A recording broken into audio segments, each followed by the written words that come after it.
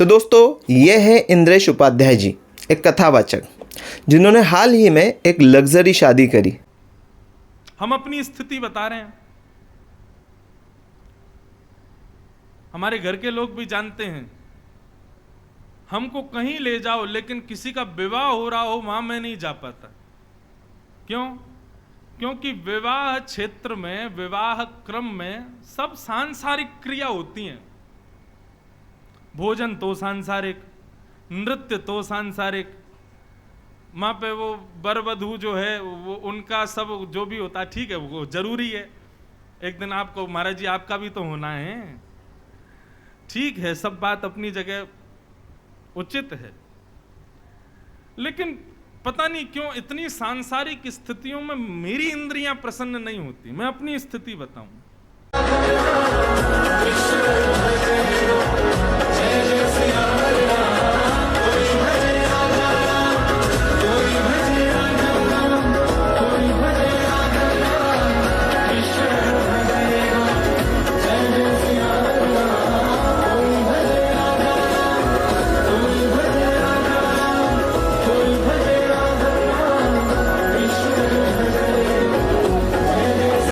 तो इनकी ये 2 वीडियो जो भी आपने देखे बहुत वायरल हो रहे हैं।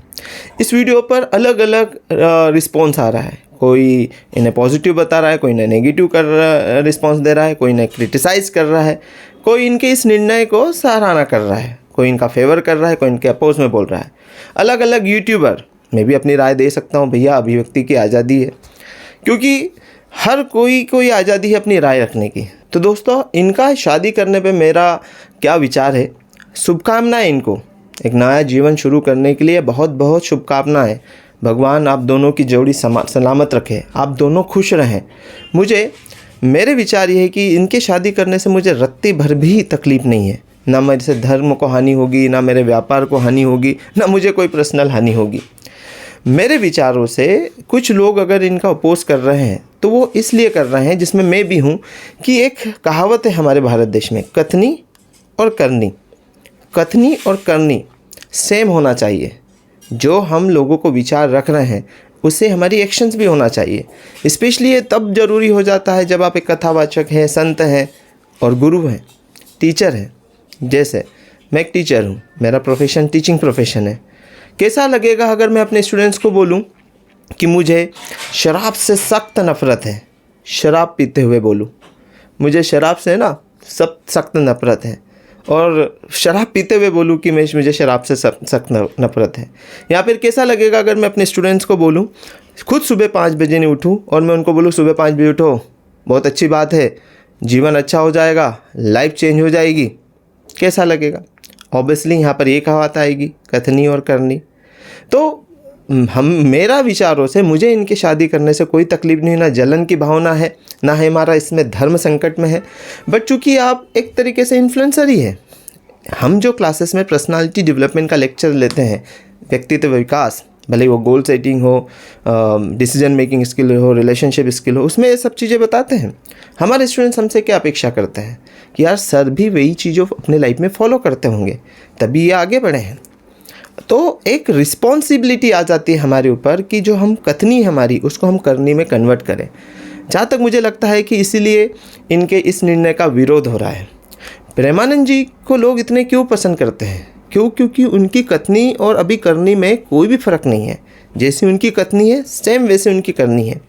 संत बोलते अपने आप को, वो संतों जैसा जीवन जीते हैं। अपने आप को आज तक उन्होंने भगवान नहीं कहा, ना भगवान होने का दावा करते हैं, ना उनके अंदर घमंड है, ना लालच है, और भौतिक जीवन से बहुत दूर है। हमारे जैसे टीचर्स जो आज तक किसी बाबा या संत के पचड़े में नहीं पड़े, वो भी उनके को फॉलो करते हैं, उनको सुनना पसंद करते हैं। दोस्तों हमारे देश में लोग डिसीजन कैसे लेते हैं? कैसे डिसीजन लेते हैं? जैसे मान लो कल वोटिंग है, कल चुनाव है, तो एक आम व्यक्ति ने अगर सुबह ध्रुव राठी का वीडियो देख लिया, सुबह कल चुनाव है और सुबह ध्रुव राठी का वीडियो देख लिया, तो उसकी नज़रों में बीजेपी गलत हो जाएगी। वो बोलेगा यार बीजेपी चोर पार्टी है, कांग्रेस अच्छी थी, अब कांग्रेस को लाएंगे। वहीं दोपहर आते आते उन्होंने आरजे रौनक का वीडियो देख लिया, हाँ, या फिर आज तक देख लिया, या फिर कोई सा और मीडिया चैनल देख लिया, एनडीटीवी देख लिया, जी न्यूज़ देख लिया, तो दोपहर आते आते वो बोलेंगे नहीं नहीं नहीं नहीं नहीं, बीजेपी अच्छी पार्टी है, कांग्रेस नहीं है, कांग्रेस चोर है। उसका माइंडसेट था कि कल मैं बीजेपी को वोट दूंगा, और पता चला शाम आते आते उन्होंने नीतीश राणा का वीडियो देख लिया, या फिर ऐसे यूट्यूबर का वीडियो देख लिया, या फिर ऐसे न्यूज़ चैनल का वीडियो देख लिया जो अनबायस्ड है, बायस नहीं है। तो शाम को फिर डिसीजन लेता है, छोड़ो यार दोनों चोर हैं, दोनों गलत पार्टी है, जाओ मुझे वोट ही नहीं करना। हाँ, तो इस तरीके से लोगों का माइंडसेट चेंज हो जाता है। मैंने देखा है अधिकतर यूट्यूब पर इन्हीं इंद्रेश उपाध्याय जी की वीडियो पर कुछ लोगों ने पहले नेगेटिव कमेंट किए, उनका अपोज किया।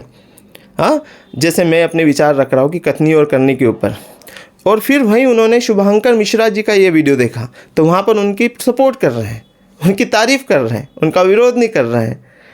अब पता नहीं और किसी यूट्यूबर का वीडियो देखेंगे तो फिर माइंडसेट चेंज हो जाएगा। तो दोस्तों, हमारे विचार जो होना चाहिए, हमारे कॉमन सेंस, ठीक है, हमारा मैच्योरिटी के हिसाब से, हमारी समझ के हिसाब से हमारे होना चाहिए। हम किसी पे विचार थोप नहीं सकते हैं। ये मेरे विचार हैं, आप इससे सहमत हैं या नहीं सहमत है, वो आपकी क्रिएटिविटी, आपकी डिसीजन मेकिंग स्किल, आपकी लिसनिंग स्किल, आपकी अंडरस्टैंडिंग स्किल डिसाइड करेगी। किसी को सुन के इन्फ्लुएंस होकर हम डिसीजन नहीं लेंगे। तो इंद्रेश उपाध्याय जी, आपको बहुत बहुत शुभकामनाएं एक नया जीवन शुरू करने के लिए। भगवान आप दोनों को बहुत खुश रखे। और मैंने सुना है कि ये जो शादी है बहुत लग्जरी हुई है। मैंने इसके बहुत सारे वीडियोस तो नहीं देखे, बट लग्जरी हुई है शादी। तो कथावाचक ये तो सत्य है, इसको झुठलाया नहीं जा सकता कि बहुत 90% कथावाचक भौतिक जीवन से दूर रहने की सलाह देते हैं। क्या लेकर आए थे, क्या लेकर जाएंगे, खाली हाथ आए थे, खाली हाथ जाएंगे। इसीलिए हमारे भारत के जो व्यापारी हैं उनके बड़े विज़न और बड़े मिशन नहीं होते हैं। इसलिए हमारे भारत देश में पैसे वालों लोगों को घृणा की नज़र से देखा जाता है। इसलिए हमारे भारत देश में जो व्यक्ति अपने बिज़नेस को एक्सपांड कर रहा है, ब्रांचेस पे ब्रांचेस ओपन कर रहा है, उसको लालची की तरफ बोला जाता है कि कितना लालच है इसमें, बिज़नेस को एक्सपांड करे जा रहा है, बंद ही नहीं कर रहा है। और इन्हीं के कारण बहुत सारे लोग बड़े सपने नहीं देखते हैं, बड़ा विज़न मिशन नहीं बनाते। इसलिए अमेरिका जैसे देश हमसे आगे है। आज यूएसए में ये चीज़ नहीं है। हाँ, क्या लेकर आए थे, क्या लेकर आएंगे। अमेरिका के टॉप 10 ब्रांड्स, इंडिया पूरे वर्ल्ड के टॉप 10 ब्रांड्स 10 के 10 अमेरिका के हैं ऑलमोस्ट। गूगल अमेरिका का है, मैकडोनल्ड, यूट्यूब, माइक्रोसॉफ्ट, एप्पल, ठीक है, टेस्ला, ये सब अमेरिकन ब्रांड्स हैं। वहाँ के बिजनेसमैन का विज़न मिशन ही बड़ा होता है। वो 1000 ब्रांच ओपन कर दे तो भी रुकते नहीं हैं। क्यों?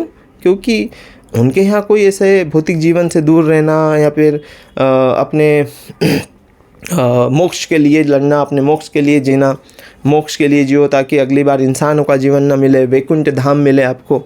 इसके कारण क्या होता है कि एम्बिशियस हमारे मर जाते हैं, एम्बिशंस हमारे मर जाते हैं। तो दोस्तों, ये थे मेरे विचार।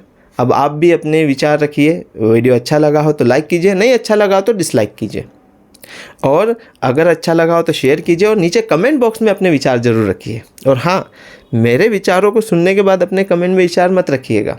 जो रियल में है, आपकी जो समझ है, अंडरस्टैंडिंग है, उसको देखकर, उसको एनालिस करके अपने कमेंट बॉक्स में विचार रखिएगा कि ये इनका जो निर्णय था वो सही था कि नहीं, शादी करने का निर्णय सही था कि नहीं, या फिर जिस तरीके से शादी करी वो सही था या नहीं, या फिर शादी करने के पहले इन्होंने अपने भक्तों को एक अपोलॉजी नहीं करी कि क्षमा चाहूँगा कि मेरी कुछ चीज़ें मैं अपनी जो मैंने भागवत में की थी या फिर कथा में की थी मैं उसको उलट कर रहा हूँ, क्यों कर रहा हूँ, इसलिए कर रहा हूँ, तो आप इसको अन्यथा मत लीजिएगा। तो क्यों, जो भी आपके विचार है कमेंट बॉक्स में रखिए। फिर मिलेंगे एक नए वीडियो के साथ। अभी के लिए इतना ही। Bye bye, take care. One change can change your life.